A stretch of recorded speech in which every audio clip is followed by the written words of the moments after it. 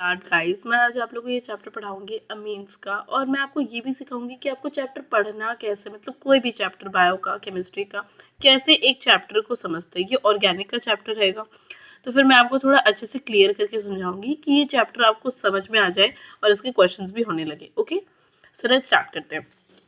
Line by line रहेगा, तो NCERT line by line series है, तो इसमें मैं लाइन बाय लाइन हर एक चैप्टर को कवर करूंगी और ऐसे करूंगी कि आपको समझ आए। ठीक है, so let's start. Amine constitute करता है एक बहुत ही important class of organic compound. ठीक है, और ये डिराइव्ड है बाय रिप्लेसिंग वन और more hydrogen atoms of ammonia molecule. तो डिराइव्ड मतलब कि जैसे कि अमीन्स बनता कैसे, अमीन को बनाने के लिए हमें एक हाइड्रोजन मॉलिक्यूल उसका हटाना पड़ेगा, क्योंकि देखो अमीन क्या है, अमोनिया से बना हुआ है, right. Amine is derive by replacing one और more hydrogen atoms of ammonia. तो अब अगर हमें अमोनिया का हाइड्रोजन एटम्स हटाना है तो हमें उसकी जगह कुछ और लगाना पड़ेगा। तो उसकी जगह हम लोग क्या लगाते हैं, अल्काइल या अराइल ग्रुप। तो ये देखिए कि अमीन्स बनता है बाय रिप्लेसिंग वन और more hydrogen atom of ammonia molecule by alkyl या अराइल ग्रुप। ठीक है, नेचर में भी बहुत तरीके से अमीन्स पाए जाते हैं। देखो जैसे अमंग प्रोटीन्स में होते हैं, विटामिन्स में, अल्कलॉइड्स में और हार्मोन्स में। ठीक है, तो अमीन्स कहाँ कहाँ मिलते हैं हमें, प्रोटीन्स, विटामिन्स, अल्कलॉइड्स और हार्मोन्स। सिंथेटिक एग्जाम्पल्स भी हैं अमीन्स के, जैसे कि पॉलीमर्स हो गए, डाई स्टफ हो गए। ये इंपॉर्टेंट है, याद कर लो कि कुछ कुछ एग्जाम्पल्स पूछ सकते हैं कि अमीन के सिंथेटिक एग्जाम्पल क्या है, अमीन के नेचुरल एग्जाम्पल क्या है। और ये देखो biologically active compounds, biologically active मतलब बायोलॉजिकली फंक्शनलेबल। ठीक है, कंपाउंड्स क्या है, एड्रेनालिन, जिसके बारे में आप सबको पता ही होगा, एड्रेनालिन और एफिनेफ्रिन। ठीक है, एफिनेफ्रिन दोनों में ही सेकेंडरी अमीनो ग्रुप रहता है। ये एमसीक्यू में एक बार पूछा गया है कि ये जो एक्टिव कंपाउंड्स है एड्रेनालिन और एफिनेफ्रिन, इसमें कौन सा अमीनो ग्रुप रहता है। तो ये इंपॉर्टेंट पॉइंट है कि इसमें सेकेंडरी अमीनो ग्रुप रहता है। और अपने हमें तो पता ही है कि एड्रेनालिन और एफिनेफ्रिन क्यों यूज़ होता है हमारे बॉडी में। ये क्या नाम है, ब्लड प्रेशर बढ़ाने के लिए यूज़ होता है एड्रेनलिन और एफिनेफ्रिन, फ्लाइट और फाइट रिस्पॉन्स जनरेट करने के लिए स्ट्रेस सिचुएशन में। तो अब है नोवोकेन। नोवोकेन एक सिंथेटिक अमीनो कंपाउंड है, इसको हम यूज़ करते हैं एक एनेस्थेटिक की तरह डेंटिस्ट्री में। ठीक है, तो डेंटिस्ट लोग यूज़ करते हैं एनेस्थेटिक की तरह। बेनाड्रिल भी एक एंटी हिस्टामिनिक ड्रग है। ठीक है, बेनाड्रिल एक एंटी हिस्टामिनिक ड्रग है जो कि एक टर्शरी अमीनो कंपाउंड है। तो ये देख लो, एड्रेनलिन और एप्रिनेफ्रिन एक सेकेंडरी अमीनो ग्रुप थे और ये जो बेनाड्रिल है ये एक टर्शरी अमीनो ग्रुप है। क्वार्टरी अमीनो सॉल्ट्स को यूज़ किया जाता है एज सर्फेक्टेंट। सर्फेक्टेंट्स मतलब कि सर्फ या वॉशिंग डिटर्जेंट वगैरह में यूज़ होता है। डाइजोनियम सॉल्ट भी इंटरमीडिएट्स, इन डाइजोनियम सॉल्ट के बारे में भी हम पढ़ेंगे। वो इंटरमीडिएट्स होते हैं जब हमें अमीन से एरोमेटिक कंपाउंड्स बनाते हैं, तो उसके एक क्या बोलते हैं, इंटरमीडिएट होता है जिसको हमें डाइजोनियम सॉल्ट बोलते हैं। ठीक है, अब हम लोग स्टार्ट करते हैं। तो अमीन को क्या कंसिडर किया जाता है, पहले वहाँ से शुरू करते हैं। अमीन को भी हम लोग कंसिडर कर सकते हैं डेरिवेटिव्स ऑफ अमोनिया, क्योंकि ये बनता है बाय रिप्लेसिंग वन या थ्री हाइड्रोजन ग्रुप को। किससे हाइड्रोजन ग्रुप को हम रिप्लेस करते हैं, अल्काइल से या अराइल से। तो ऐसे बनता है हमारा अमीन। ठीक है, ये देख लो, आप स्ट्रक्चर देख सकते हैं कि इसमें ये देखिए यहाँ पे ये अल्काइल ग्रुप से लगा और अमोनिया का एक H हट गया। ठीक है, तो ये देखिए अमोनिया में NH3 रहता है, अमोनिया का एक H हट गया तो ये बन गया NH2 और यहाँ पे एक अल्काइल ग्रुप लग गया। सिमिलरली आगे भी दिया हुआ है। अमोनिया की तरह ही अब हम लोग स्ट्रक्चर पढ़े अमीन का, तो अमोनिया की इस तरह ही नाइट्रोजन जो है अमीन का जो स्ट्रक्चर है उसमें अमोनिया से सिमिलैरिटीज़ होती है। नाइट्रोजन एटम ट्राइवेलेंट है और इसमें एक अनशेयर्ड पेयर ऑफ इलेक्ट्रॉन रहता है। Nitrogen orbital in amine are therefore sp3 hybridise. ये बहुत इंपॉर्टेंट है, किस तरह हाइब्रिडाइज है, sp3 हाइब्रिडाइज। ठीक है, तो इसकी ज्योमेट्री क्या है, पिरामिडल है। इसका हाइब्रिडाइजेशन क्या है, sp3 हाइब्रिडाइज है और इसमें एक अनशेयर्ड पेयर ऑफ इलेक्ट्रॉन्स है। ठीक है, और इसे ट्राइवेलेंट बोलते हैं। नेक्स्ट को करते हैं। अब है हर each of the three hybridise orbitals of nitrogen overlap with the orbitals of hydrogen और carbon depending upon the composition of amine। ठीक है, तो हर एक जो ऑर्बिटल है ना इस नाइट्रोजन के, वो एक हाइड्रोजन या कार्बन ग्रुप के साथ ओवरलैप करते हैं। ठीक है, कैसा कॉम्पोजिशन है इसके बेसिस पे। Fourth orbital of nitrogen in all amines contain an unshared pair of electrons. ठीक है, तो जो फोर्थ ऑर्बिटल है ना नाइट्रोजन का, उसमें एक अनशेयर्ड पेयर ऑफ इलेक्ट्रॉन्स रहता है और ये अनशेयर्ड पेयर ऑफ इलेक्ट्रॉन्स के रहते हुए क्या होता है ना कि एंगल, जो बॉन्ड एंगल है ना वो छोटा हो जाता है। मतलब जो एक्चुअल बॉन्ड एंगल होना चाहिए था वो ये अनशेयर्ड पेयर ऑफ इलेक्ट्रॉन्स की वजह से कम हो जाता है। ये क्या फेनोमेना है? ये है इलेक्ट्रॉन इलेक्ट्रॉन रिपल्शन, ठीक है। इसके वजह से इसका बॉन्ड एंगल कम हो जाता है। तो ये देखिए यहाँ पे लिखा है, due to the presence of an unshared pair of electron the angle C N E where E is either hydrogen या कार्बन, ठीक है, इज लेस देन 109.5 डिग्री, क्योंकि ये 109 से कम हो जाता है because of the presence of this unshared pair of electron. तो एक एग्जांपल ले लिया कि ये 108 रहता है किसमें? ट्राइमिथाइल अमीन में, जैसा कि इस फिगर में दिखाया जा रहा है, ठीक है। ये देख लीजिए, ये फिगर है, इसमें ये 108 डिग्री है, ठीक है। अब हम लोग अमीन्स को क्लासीफाई करते हैं। तो अमीन्स को हम प्राइमरी, सेकेंडरी और टर्शरी किस बात पे क्लासीफाई कर सकते हैं कि उसके कितने ज़्यादा हाइड्रोजन उसने लूज़ किए हैं। तो देखो, जब ये एक हाइड्रोजन लूज़ करता है तब इसको हम बोलते हैं प्राइमरी अमीन, जब 2 हाइड्रोजन लूज़ करता है तब इसको हम लोग सेकेंडरी बोलते हैं, और जब सारे हाइड्रोजन लूज़ कर देता है तो हम इसे टर्शरी अमीन बोलते हैं, ठीक है। ये आपको बहुत अच्छे से याद होना चाहिए कि कैसे। और ये देखो हाइड्रोजन, ये आप इस तरह से भी याद कर सकते हो कि ये कितना हाइड्रोजन लूज़ कर रहा है, या ये भी कर सकते हो कि कितने ये देखो अल्काइल ग्रुप इसमें ऐड कर रहा है, अल्काइल या अराइल ग्रुप कितने इसमें ऐड हो रहे हैं, उस हिसाब से भी आप कर सकते हो और इस हिसाब से भी कर सकते हो। अगर अमीन्स में जो अल्काइल या अराइल ग्रुप ऐड हो रहे हैं वो सेम होते हैं तो इसे हम सिंपल अमीन्स बोलते हैं, और अगर ये डिफरेंट होते हैं अल्काइल और अराइल ग्रुप तब हम इसे बोलते हैं मिक्स्ड अमीन्स। ये देखिए यहाँ पे मिक्स्ड अमीन्स लिखा हुआ है, ठीक है। अब हम लोग आगे चलते हैं कि in common an aliphatic amine is named by prefixing alkyl group to amine. तो इसका नेमिंग हम लोग कैसे करते हैं कि हम लोग पहले तो जो अल्काइल ग्रुप है ना वो नाम दे देते हैं अमीन के आगे, जैसे कि लेट्स से एक CH3 अमीन है, लाइक CH3 और उसके बाद अमीन ग्रुप लगा है, तो हम उसे क्या बोलेंगे? हम उसका नाम को ना अल्काइल के नाम से डिराइव कर देते हैं। CH3 हम सबको पता है वो क्या होता है? मिथाइल होता है, राइट। तो मिथाइल अमीन हो गया, वो अल्काइल का नाम पहले फिर अमीन, ठीक है, मिथाइल अमीन। इसी तरह in a secondary and tertiary amine, when 2 or more groups are same, the prefix di or tri is appended before the name of the alkyl group.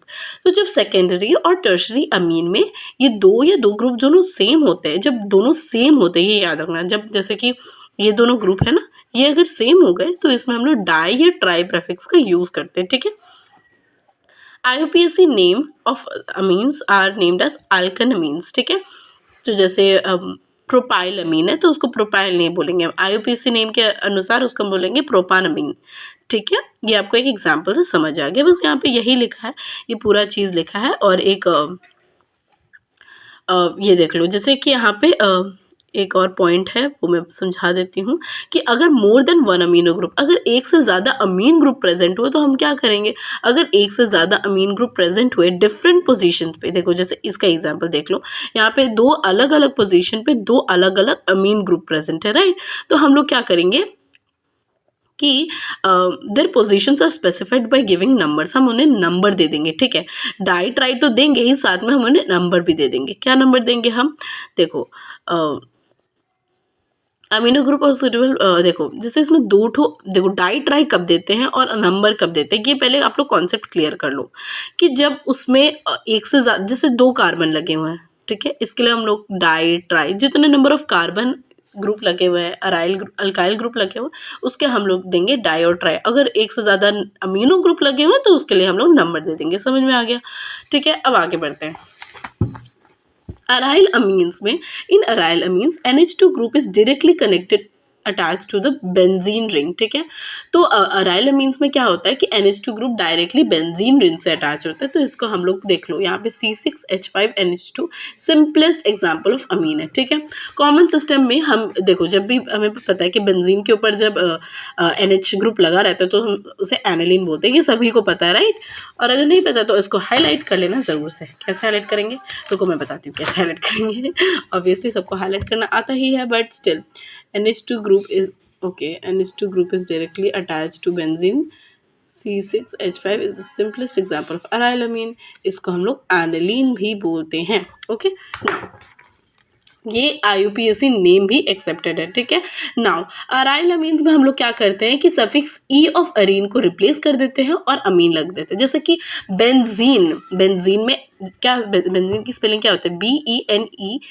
BENEZENE, sorry मैंने कुछ गलत बोल दिया मुझे लग रहा है, but BEN, Ben, ZENE, benzene, ये स्पेलिंग होता है ना बेंजीन का। देखो मैं कंफ्यूज हो गई थी, I am sorry, but benzene का स्पेलिंग क्या होता है? BENZENE, NE, right. तो इसमें अराइल ग्रुप के लिए हम उसका लास्ट का E मतलब N के बाद जो E है उसको हटाकर अमीन लिख देते हैं, ठीक है। और ये कुछ एग्जाम्पल्स दिए हैं, देखो IUPAC नेम और कॉमन नेम क्या है।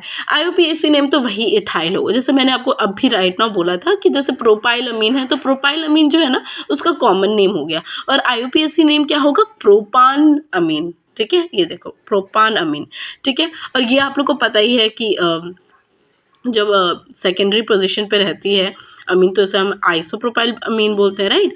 तो देखो क्यों सेकेंडरी पोजीशन, क्योंकि जो कार्बन इससे डायरेक्टली अटैच्ड है वो आगे 2 कार्बन से अटैच है, इसलिए ये सेकेंडरी, तो हम इसे आइसोप्रोपाइल अमीन भी बोलते हैं, ठीक है। इसी तरह आप एक बार लिस्ट को देख लेंगे, बहुत ईजी है, ऐसा कुछ टफ है नहीं इसमें। चलो आगे बढ़ते हैं। अब है प्रेपरेशन, अमीन्स के method of preparation. This is a very important topic because अगर आपको मेथड ऑफ प्रिपरेशन क्लियर नहीं है तो आप क्वेश्चंस नहीं कर पाएंगे। तो कैसे करते हैं method of preparation, let's start. Nitro amines को हम लोग रिड्यूस कर सकते हैं अमीन्स पे, ठीक है। Nitro compounds, not nitro amines, nitro compounds. अब नाइट्रो कंपाउंड्स कौन से होंगे, वो कंपाउंड जिसमें नाइट्रोजन ग्रुप एडेड हो, ठीक है, NO2 ग्रुप एडेड हो, उसको हम लोग बोलेंगे नाइट्रो कंपाउंड्स। अब देखो ये जैसे एक नाइट्रो कंपाउंड लिए, इसको हम लोग को अमीन में चेंज करना है, ठीक है। तो हम कैसे करेंगे इसको अमीन में चेंज, देखो अभी हम लोग 2 तरीके हैं इसको करने। देखो अभी इस चीज़ को समझाने का एक बहुत ही अच्छा तरीका, लाइक पूरा ऑर्गेनिक का कॉन्सेप्ट के अनुसार भी, बट एक और तरीका है जो बोर्ड्स अनुसार है। देखो अभी आपके बोर्ड्स आने वाले हैं और आपको अभी ज़्यादा डिटेल में जाना I don't think so suit करता है, तो इसलिए मैं बहुत जल्दी से समझा दे रही हूँ, लाइक काइंड ऑफ रटवा दूंगी आप लोगों को, बट बिकॉज अभी वो चीज़ ज़रूरी है। अगर आप पहले से करते तो आपको कॉन्सेप्ट क्लियर होता, बट कुछ लोग ऐसे भी हैं जिनका कॉन्सेप्ट क्लियर नहीं है और वो सिर्फ रिविजन के लिए आए हैं या उन्हें कुछ भी जान लेना है, तो ये चीज़ उन्हें समझ आनी बहुत ज़रूरी है, ठीक है। तो मैं ऐसे बहुत मतलब इतना ज़्यादा लेकर नहीं जाऊँगी, बट फिर भी मैं उन्हें समझा दूँगी, क्लियर कर दूँगी। तो देखो इसमें क्या होता है कि नाइट्रो कंपाउंड्स को जब हम लोग अमीन्स में बदलते हैं तो पहले हम लोग इसमें हाइड्रोजन गैस पास करते हैं। देखो अब ये एक प्रोसेस होता है हाइड्रोजनेशन प्रोसेस, ठीक है। हाइड्रोजन जनरेशन प्रोसेस आपने बचपन में पढ़ा होगा, क्लास 10 में पढ़ा होगा आपने हाइड्रोजनेशन प्रोसेस, तो वही प्रोसेस हम यहाँ पे करते हैं कि हाइड्रोजन गैस को पास करते हैं इन द प्रेजेंस ऑफ निकल एंड पैलेडियम या प्लैटिनम, ठीक है। और इससे क्या होता है कि ये क्या होता है कि पहले तो ये जो मेटल्स है ना ये रिड्यूस हो जाता है, रिडक्शन होता है एसिडिक मीडियम में, ये मेटल्स का रिडक्शन होता है, ठीक है। नाइट्रो अल्केन्स और ऑल्सो सिमिलरली रिड्यूस टू, तो ये देखो ये कैसा रिएक्शन है, ये एक काइंड ऑफ रिडक्शन रिएक्शन है, ठीक है। रिडक्शन रिड्यूस हो रहा है तो O2 हट गया और H लग गया, ठीक है। ये आपको पता है ना, ये कॉन्सेप्ट आप लेके चल सकते हो, आपको इजीली याद हो जाएगा। तो नाइट्रो कंपाउंड्स में हम लोग क्या किए, हाइड्रोजनेशन रिएक्शन और NH2 बन गया। हाइड्रोजनेशन में हम लोग क्या किया, H2, आप लोगों को पता ही है कि हाइड्रोजन और पैलेडियम को लेते हैं या प्लैटिनम को लेते हैं, उससे ये रिड्यूस हो जाता है। एसिडिक मीडियम में होना चाहिए इसलिए हम लोग इथेनॉल लिए, गॉट इट। नेक्स्ट अब हम लोग ना इसको सिमिलरली SN प्लस HCl के साथ भी कर सकते हैं, सेम ही एक्सपेरिमेंट है, बस इसको SNCl के साथ भी कर सकते हैं। और FeCl मतलब SNCl या FeCl के साथ कर सकते हैं, FeCl बोल रही हूँ, SN प्लस HCl, सॉरी, इसको बहुत ही अच्छे से दिमाग में रखो, SN plus HCl, metal plus acid लिया तो एसिडिक मीडियम में ये रिड्यूस हो रहा है, राइट। मेटल प्लस एसिड लिया तो एसिडिक मीडियम में ये NO2, ये जो O2 है ये हट जाएगा, बिकॉज रिडक्शन में O2 हटता है, हाइड्रोजन लगता है, ओके। अब ये वाला मेथड ज़्यादा प्रिपरेशन है इन कंपैरिजन तो ये, क्यों भाई, क्योंकि जब आयरन स्क्रैप का रिडक्शन होता है ना बाय हाइड्रोक्लोरिक एसिड तो FeCl2 बनता है और वो खुद इस रिएक्शन में HCl प्रोड्यूस करता है और थोड़ा, ठीक है, get hydrolyse to release hydrochloric acid during the reaction. तो ये जो है देखो पहले से इसमें HCl तो है ही, लेकिन वो HCl से ना इसको FeCl2 बनाना है, तो अगर ये HCl को यूज़ कर लेगा तब तो इसके पास HCl की कमी हो जाएगी, बट ये जो FeCl2 है ना ये खुद ही हाइड्रोलाइज होने पे थोड़ा HCl देता है, तो ये रिएक्शन का रेट इंक्रीज करने में हेल्प करता है, ठीक है। तो पहला स्टेप हमें समझ आ गया मेथड प्रिपरेशन कैसे करना है, मीन्स के हमें इनका रिडक्शन करवा देना है बाई, कैसे करवाना है, कैसे hydrogenation process, got it. Next is ammonolysis of alkyl halides. अब ये दूसरा प्रोसेस है और ये थोड़ा टफ प्रोसेस है, लेकिन हम इसे बहुत इजीली समझ लेंगे। अमीनोलाइसिस क्या होता है कि हमने पढ़ा है कि carbon hydrogen bond in alkyl ये बेंजाइल हैलाइड को इजीली क्लीव किया जा सकता है बाय अ न्यूक्लियोफाइल। क्लीव मतलब कि ब्रेक, ठीक है, हमने पढ़ा है कि किसी भी हैलोजन का, ये देखो, सॉरी मेरा फ़ोन हिल गया तो ये जो अल्काइल या बेंजाइल हैलाइड है ना, इसको हम लोग किसी भी न्यूक्लियोफाइल या न्यूक्लियोफिलिक रिएक्शन तो पता ही होगा ना, हैलोएल्केन्स ये चैप्टर पढ़ के आए हैं, तो न्यूक्लियोफिलिक रिएक्शन तो पता ही होगा कि कैसे एक न्यूक्लियोफाइल ये R और X को तोड़ सकता है। We have learned it, right. तो कैसे, वही सेम प्रोसीजर का हम लोग यहाँ पे यूज़ करेंगे। यहाँ पे हमारा NH3 एक न्यूक्लियोफाइल होता है, हमें पता रहना चाहिए कि अमोनिया एक न्यूक्लियोफाइल। अगर आप लोग को नहीं याद हो रही क्या क्या न्यूक्लियोफाइल है, तो आप लोग को एक बार ये सब रट के रखना पड़ेगा, मतलब याद करके रखना पड़ेगा कि क्या क्या न्यूक्लियोफाइल होता है। मैं आपको एक बार लिस्ट भी दिखा देती हूँ कि क्या क्या न्यूक्लियोफाइल होता है, ताकि आपके लिए ईजी रहे। Okay, let me show you. तो ये लिस्ट है, ये सारे न्यूक्लियोफाइल है, ये आपके NCERT में भी दिए हैं, आपको ये एक बार याद अच्छे से कर लेना है। ओके, नेक्स्ट, तो हम लोग यहाँ थे अमोनोलाइसिस में, तो यही सेम प्रोसेस होगा। तो ये जो प्रोसेस होता है ना कि अमोनिया को यूज़ करके हम लोग एक अल्काइल हैलाइड को ब्रेक कर रहे हैं, इसको हम लोग अमोनोलाइसिस बोलते हैं। ठीक है, इस रिएक्शन को क्या होता है कि ये एक सील्ड ट्यूब में कैरी आउट होता है। सील्ड ट्यूब में मतलब टेम्परेचर हाई रहेगा और हवा नहीं घुस पाए, इसलिए इसमें सील्ड ट्यूब यूज़ किया जाता है। प्राइमरी अमीन को दस जो ऑब्टेन किया जाता है, जो प्राइमरी अमीन है वो एक न्यूक्लियोफाइल की तरह बिहेव करता है और वो अल्काइल हैलाइड के साथ रिएक्ट करके बना सकता है सेकेंडरी, टर्शरी, और यहाँ पे क्वाटरनरी अमोनियम सॉल्ट भी बन रहा है। तो ये रिएक्शन बहुत इंपॉर्टेंट है बोर्ड्स पॉइंट ऑफ व्यू से, और इसके मेथड प्रिपरेशन एवरीथिंग आएंगी। तो हमें पता चल गया कि ये क्या प्रोसेस हो रहा है, यहाँ पे प्रोसेस क्या हो रहा है। ये प्रोसेस हो रहा है क्लीवेज का प्रोसेस। क्यों हो रहा है? न्यूक्लियोफिल के आने की वजह से। क्या टूट रहा है? R और X बॉन्ड, यानी अल्काइल हैलाइड टूट रहा है बिकॉज ऑफ द क्या नाम है, nucleophile NH3 sorry, ammonia. Okay, let's see. तो इसमें होता क्या है कि पहले तो देखो ये एक अमीन आया, ठीक है, और इसको हमें अल्काइल हैलाइड से रिएक्ट करवाएं। तो क्या हुआ कि ये देखो, ये जो अमीन है, सॉरी ये तो ये देखो यहाँ से शुरू हो रही है रिएक्शन। सॉरी, काउंट करके बताना मैंने इस लेक्चर में कितनी बार सॉरी बोला है ठीक है, तो अब देखो, पहले ये देखो, ये एक रिएक्शन हो रही है, यहाँ पे NH3 जो है वो X के साथ जाके लग जा रहा है, जुड़ जा रहा है, ठीक है। और जब X के साथ ये जुड़ गया तब ये, मतलब देखो, ये R भी पॉजिटिव है, NH3 भी पॉजिटिव, इन्हें पॉजिटिव रहना पसंद है, तो ये माइनस नेगेटिव को क्यों रखेंगे अपने पास, तो इन्हें ये हटा देंगे, राइट। तो ये आया इधर न्यूक्लियोफाइल और इसने H को रिप्लेस कर दिया, गॉट इट। अब ये इसने H को रिप्लेस किया, तो इसका भी तो कुछ रिप्लेस होगा ना, है ना, कुछ तो रिप्लेस होगा, तो इसका एक हाइड्रोजन रिप्लेस हो जाता है, ठीक है, और ये बन जाता है RNH2, ठीक है। अब ये जो RNH2 है ना, ये फिर एक अल्काइल हैलाइड के साथ, इसका अभी मन भरा नहीं, इसको और तोड़ने हैं। ये RX का ये जो बॉन्ड है ना, इसको और तोड़ना है, कितना भी बॉन्ड तोड़े। तो ये देखो, हमारा प्राइमरी अमीन हमें मिल गया है। कैसे मिला, हमने अभी देखा, एक न्यूक्लियोफाइल आया, अल्काइल हैलाइड के साथ रिएक्ट किया, X को हटा दिया, एक हाइड्रोजन निकल गया और बन गया हमारा RNH2। अभी जो RNH2 है ना, ये फिर RX से रिएक्ट करेगा, फिर एक X हटा देगा, फिर एक H हटा देगा, और ये बन जाएगा अपना सेकेंडरी, क्या बना, सेकेंडरी अमीन। फिर एक RX के साथ रिएक्ट करेगा, फिर एक H हटा देगा और उसका X हटा देगा, और ये बना टर्शरी अमीन। अरे अब इसका मन फिर भी नहीं बचा, जब तक इसके पास हाइड्रोजन या नाइट्रोजन है, इसका मन भर ही नहीं रहा, तो यह फिर RX के साथ रिएक्ट करेगा, और इस बार हाइड्रोजन तो है नहीं देने के लिए, तो इसमें पॉजिटिव चार्ज आ जाएगा, मतलब कि इसके जो इलेक्ट्रॉन पेयर थे नाइट्रोजन के वो हट जाएंगे। इससे बना क्वाटरनरी अमोनियम सॉल्ट। कितना इजी प्रोसेस था ना, हमें सब कुछ समझ आ गया, और बहुत ईजी, क्या क्या करना है बस, अमोनिया जो है, अमोनिया आ रहा है, अल्काइल हैलाइड के साथ रिएक्ट कर रहा है, और उसका X हटा दे रहा है और उसका H हटा दे रहा है, और बन जा रहा है हमारा प्राइमरी अमीन। फिर वही सेम कर रहा है, रिपीट करते रह रहा है, और इतना रिपीट कर रहा है कि उसके पास कुछ नहीं बचा, उसका तीनों H भी चला गया, और लास्ट मोमेंट पे क्वाटरनरी अमोनियम सॉल्ट बनते टाइम उसका अनपेयर्ड इलेक्ट्रॉन भी गायब हो गया, ठीक है। अभी जो फ्री अमीन है ना, इसको हम लोग ऑब्टेन कर सकते हैं बाय अमोनियम सॉल्ट। अब ना ये देखो, ये जो फ्री अमीन है, अगर किसी को ये फ्री अमीन चाहिए तो ये क्या करेगा कि ये जो है क्वाटरनरी अमोनियम सॉल्ट, इसको एक बेस के साथ रिएक्ट करेगा, और फिर हमें ये जो फ्री अमीन है ये मिल जाएगा, ठीक है। अब ये देखो, अब ये प्रोसेस है कि ये जो फ्री अमीन है ये रिएक्ट किया एक बेस के साथ, और इससे हमें मिल गया अपना प्राइमरी अमीन, ठीक है। ये देखो, यही प्रोसेस है कि ये जो अमीनो सब्स्टिट्यूट अमोनियम सॉल्ट है ना, ये रिएक्ट किया एक बेस के साथ, और इसको मिल गया एक फ्री प्राइमरी अमीन।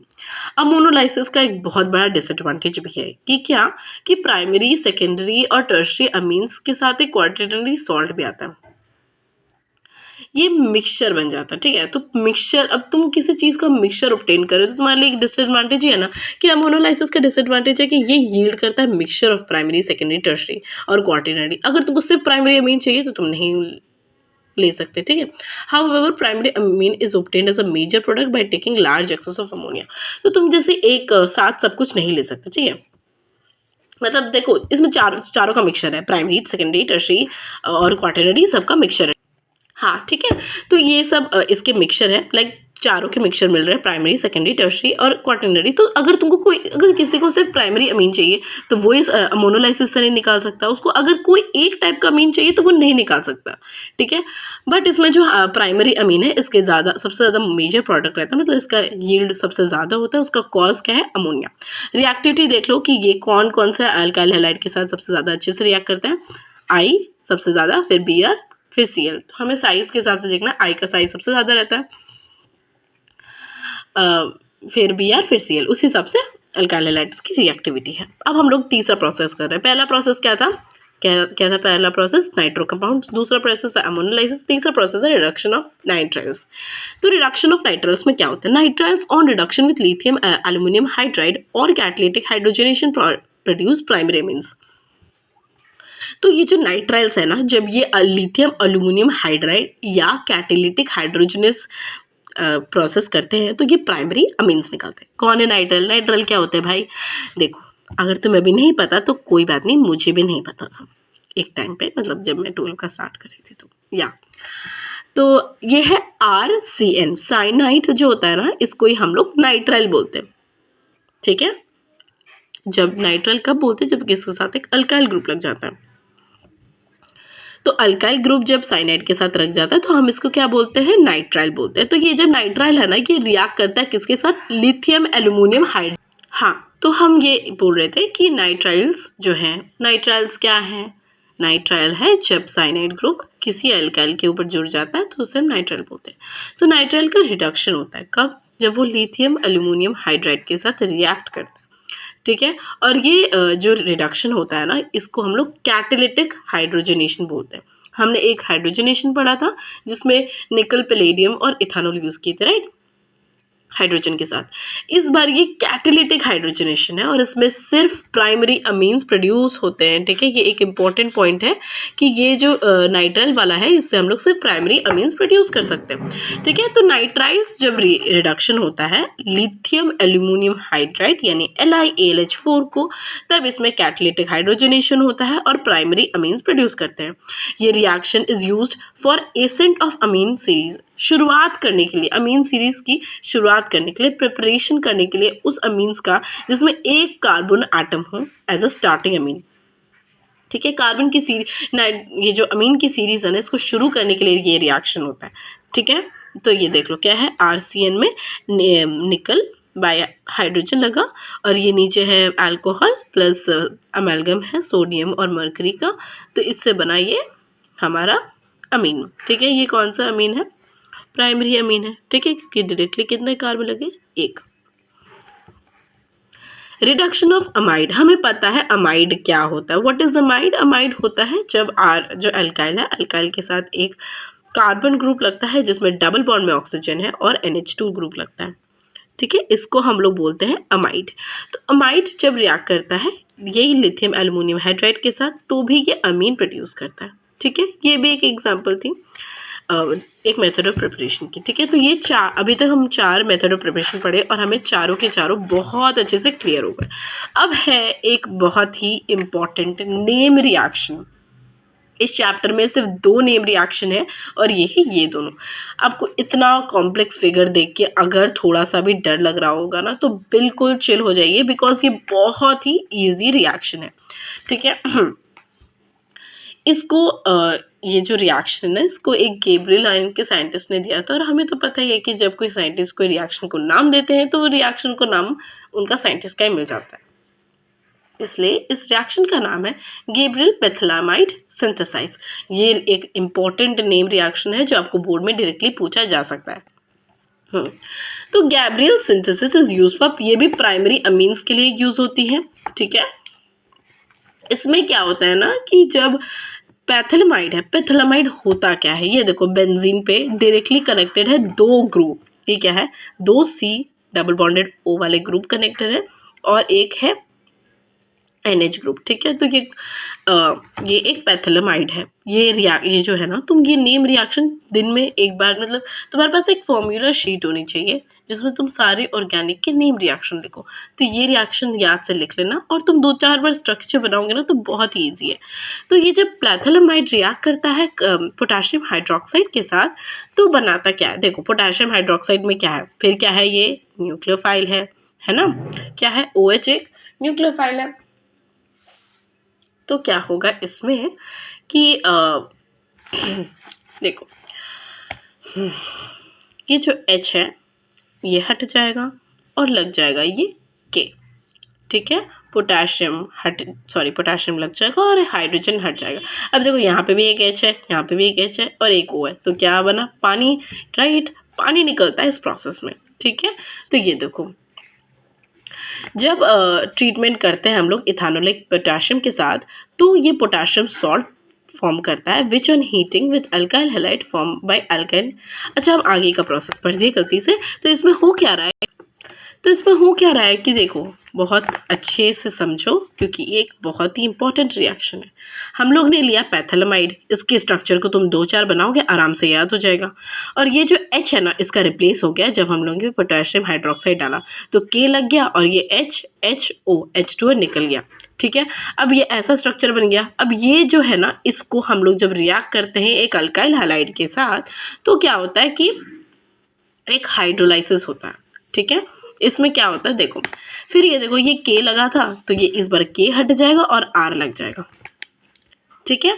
क्या हुआ, K हट गया और R लग गया। इसका बहुत ही बड़ा मतलब ये जो प्रोसेस है ना, इसका ऑर्गेनिक केमिस्ट्री में बहुत ही बड़ा मतलब एक कॉन्सेप्ट है। लेकिन अगर अभी हम लोग उस कॉन्सेप्ट पे गए तो टाइम नहीं बचेगी। तो आई एम नॉट टेलिंग कि अभी रट लो, बट क्योंकि तुम्हारी सिचुएशन ख़राब है तो तुम्हें और कुछ करना, मतलब तुम सोच के देखो ना, अगर तुम अभी एक कॉन्सेप्ट पढ़ोगे तो तुम्हारा वीडियो बन जाएगा मेरा 4 घंटे का। अभी तुम्हारे पास टाइम है क्या कि तुम मेथड ऑफ प्रिपरेशन पे 4 घंटे का वीडियो देखो, नहीं ना। हर एक का अगर मैं कॉन्सेप्ट समझाने गई तो बहुत टाइम लगेगा, इसलिए मैं ऐसे शॉर्ट में समझा रही हूँ कि तुम्हें याद हो जाए और तुम्हें मतलब उतना भी लाइक टेंशन ना रहे कि हाँ भाई मुझे याद है। बहुत ईजी है। क्या किया हमने, पैथिलमाइड लिया, उसको हम लोग पहले पोटेशियम हाइड्रोक्साइड के साथ रिएक्ट किए, ठीक है। पोटेशियम हाइड्रोक्साइड करें, हमें बस ये दिखाना है कि पानी निकल रहा है, तो ये HO ये निकल जाएगा और NK जुड़ जाएगा, ठीक है। NK जुड़ा तो देखो अब ये NK K रिप्लेस हो जाएगा बाई R। जब RX से रिएक्ट करेगा ना, देख लो ये जब NK है, N माइनस है K प्लस है, ठीक है। अब K को बाहर निकलना है और माइनस अगर अनस्टेबल हो जाएगा, इसलिए ये R जुड़ जाएगा, ठीक है। तो NR हो गया ये, ठीक है। अल्काइल पैथिलमाइड बोलते हैं इसको। अब जब ये R जुड़ा ना, तो बस आपको करना क्या है कि इसको एक एक्वस NaOH में डाल देना है, बस यहीं आपका काम फिनिश। क्या किया, अगर ये देखो, अगर इसको हम लोग एक्वस NaOH में डाले तो क्या होगा, यहाँ पे एक बनेगा ONA और यहाँ पे एक बनेगा ONA। ये देखो ऑक्सीजन ONA, ठीक है, ये एक सॉल्ट है, ठीक है। और नेक्स्ट है ये प्राइमरी अमीन, ठीक है। तो कैसे बना, हमने पहले लिया ये क्या बोलते हैं इसे, अल्काइल पैथिलमाइड, ठीक है। मुझे पता है आपके यही ब्रेन में थॉट आ रही है कि क्या बोलते हैं, क्या हो रहा है, क्यों नहीं ऐसे अच्छे से समझ आ रहा। बट भाई अभी तो आराम से बस सुन लो मैं क्या बोल रही हूँ और एक बार उसको दिमाग में रख लो, एग्ज़ाम में बहुत काम आएगा, ठीक है। कॉन्सेप्ट तुमको रिवाइज करना पड़ेगा, समझना पड़ेगा, बट ये चीज़ तुम एक बार समझ गए ना, तुम्हारा हो जाएगा। सबसे पहले KOH के साथ रिएक्ट किया, H हट गया, K लग गया। फिर RX के साथ रिएक्ट किया, K हट गया, R लग गया। फिर ये जो NR है इसको हम लोग NaOH के साथ रिएक्ट करें तो ये जो दो है ना, इसमें एक एक में ONA लग गया और अमीन मिल गया, ठीक है। ये याद रख लेना, अमीन मिल गया। कि देखो समझ आ गया। अगर नहीं समझ आया तो मैं गैब्रियल पैथिलमाइड का अलग से वीडियो बना दूंगी कि इसका पूरा रिएक्शन मैकेनिज्म क्या है, क्यों ऐसे हो रहा है। Got it. मैं अभी हड़बड़ी में करवा रही हूँ क्योंकि हड़बड़ी है ब्रोज। अब है हॉफमाइड ब्रोमाइड डिग्रेडेशन रिएक्शन। ये भी एक बहुत इंपॉर्टेंट नेम रिएक्शन है, बहुत ईजी भी है। देखो ब्रोम अमाइड ये नाम में ही रिएक्शन खत्म हो जा रहा है। ब्रोमीन है और अमाइड है, तो ये देखो ये अमाइड है। हॉफमैन ने एक बहुत ही अच्छा मेथड डेवलप किया प्राइमरी अमीन बनाने के लिए। गैब्रियल और हॉफमैन दोनों प्राइमरी अमीन में होते हैं। और एक इम्पॉर्टेंट, गैब्रियल में एरोमेटिक प्राइमरी अमीन्स नहीं बन पाते क्योंकि ये जो अराइल है ना वो न्यूक्लियोफिलिक सब्स्टिट्यूशन में नहीं जाते हैं, है ना। तो ये यहाँ पे न्यूक्लियोफिलिक सब्स्टिट्यूशन रिएक्शन ही हो रहा है। और ये जो अराइल है ये अरोमेटिक है कंपाउंड्स, वो सब नहीं रिएक्ट करते हैं, क्या बोलते हैं, न्यूक्लियोफिलिक एडिशन में। ठीक है, अब है हॉफमैन ब्रोमाइड। ठीक है, ये क्लियर हो गया कि एरोमेटिक प्राइमरी अमीन्स क्यों नहीं बन सकते हैं ये प्रोसेस से, क्योंकि वो न्यूक्लियोफिलिक सब्स्टिट्यूशन नहीं हो रहा है और उसमें न्यूक्लियोफिलिक सब्स्टिट्यूशन रिएक्शन ही हो रहा है। Got it. अब हम कर रहे हैं हॉफमैन ब्रोमाइड डिग्रेडेशन रिएक्शन। बता ही दिया मैंने आपको एक बार कि अमाइड, और मतलब ये नाम सब समझ ही रहे। ब्रोमीन और अमाइड रिएक्ट करेंगे एक एक्वस या इथेनोलोइक सोल्यूशन में सोडियम हाइड्रोक्साइड के साथ। ठीक है, तो डिग्रेडेशन हो रहा है, डिग्रेड हो रहे हैं हम। ठीक है, कौन डिग्रेड हो रहा है भाई? डिग्रेड मतलब रिमूवल, रिमूव करना, हट जाना, खराब हो जाना, खत्म हो जाना, इसको डिग्रेड डिग्रेडेशन बोलते हैं। Got it. तो अब देखो ये जो मेथड है ना, हमने बता दिया कि इसमें क्या क्या हो रहा है। इस डिग्रेडेशन रिएक्शन में माइग्रेशन ऑफ क्या है, ऑफ एन अल्काइल या aryl group takes place from carbonyl carbon of the amide to the nitrogen atom. तो ये जो माइग्रेशन होता है, किसका माइग्रेशन होता है? ये अल्काइल या अराइल ग्रुप का माइग्रेशन होता है। पहले ये जो अल्काइल और अराइल ग्रुप किससे कनेक्टेड है? ये कार्बोनिल ग्रुप से कनेक्टेड है ना। सी डबल वो को हम क्या बोलते हैं? कार्बोनिल ग्रुप बोलते हैं। तो पहले ये अल्काइल या अराइल जो भी है ये कार्बोनिल ग्रुप से अटैच है। अब ये माइग्रेट करके NH2 के साथ अटैच हो जाएगा। Got it. यही लिखा है यहाँ पे, माइग्रेट करके। माइग्रेट करना क्या? इधर से उधर जाना, दूर जाना, जैसे पक्षी माइग्रेट करते हैं वैसे ही अपना अल्काइल या अराइल ग्रुप भी माइग्रेट करेगा और ये CO का बंधन छोड़ के चला जाएगा NH2 के साथ। ठीक है, तो ये अब ये दोनों जुड़ गए। ठीक है, और इससे ये दोनों जुड़ेंगे तो क्या बनेगा? अमीन बन जाएगा। ये देख लो, ये दोनों जुड़ गए तो अमीन बन जाएगा। अब बेचारा CO कार्बोनिल ग्रुप अकेला पड़ गया, अब इसको किसी का तो साथ चाहिए ना, तो ये Na के साथ ले लेगा और बना लेगा अपना Na2CO3। अब इसके साथ बना लेगा। अब ये जो माइग्रेशन हो रहा है ना, ये Br2 और NaOH के साथ ही हो रहा है। अब Br2 ये बोलेगा कि भाई तुम लोग मेरा इस्तेमाल करके मुझे छोड़ दोगे, ऐसा तो नहीं चलेगा ना। तो ये भी, ये देखो यहाँ पे 4 NaOH लिए, तो चारों के चारों NaOH का हम लोग यूज़ करेंगे।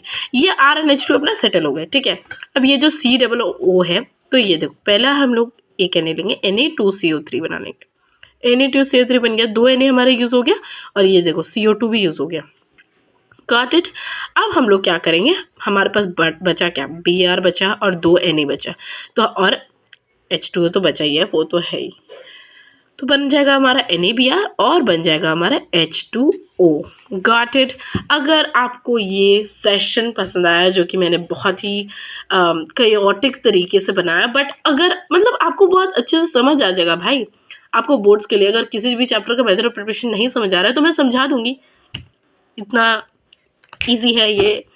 भाई देखो, पढ़ना आपको पड़ेगा, बट कभी कभार पढ़ते टाइम हमें समझ नहीं आता कि हम NCERT पढ़े कैसे। तो ये वीडियो ना एक वही आपको एक मैंने एक टिप दिया कि कैसे आप NCERT पढ़ सकते हैं जबकि आपको ऑर्गेनिक का कुछ भी ना आता हो। लेकिन अगर आप ऐसे स्टेज में, आपके 11 खत्म है और 12th में भी आपने मस्ती कर में निकाल दी, आई एम नॉट किडिंग, मैं भी ऐसी थी, so just kidding, I am not kidding, just kidding, what am I saying guys. Okay, तो जो भी है अच्छे से इस वीडियो को देखो, आपकी सारी मेथड ऑफ प्रिपरेशन और फिजिकल मतलब जितने भी आगे के स्ट्रक्चर वगैरह की प्रॉब्लम थी सब क्लियर हो जाएगी।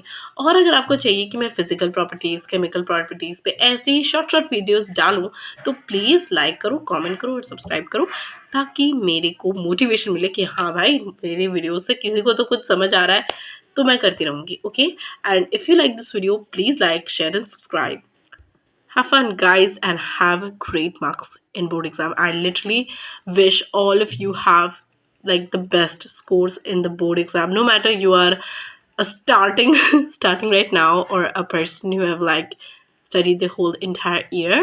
You gotta do it and you can do it. So all the best.